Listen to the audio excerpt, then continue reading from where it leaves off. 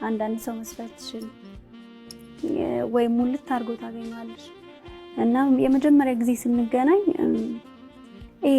ውስጥሽ የምትፈልጊው አይነት ሰው አለ በቃ እንደዚህ አይነት ሰው ቢሆን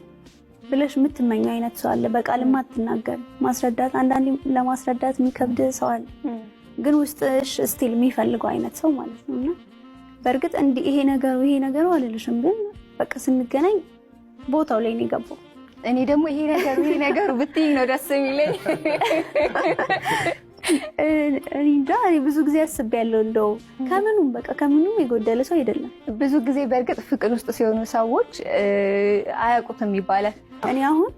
ምንም አልደፋውበትም አልደከምኩም በቃ ገና እንደተገናኘን እርፍ ያልኩበት ሰው ነው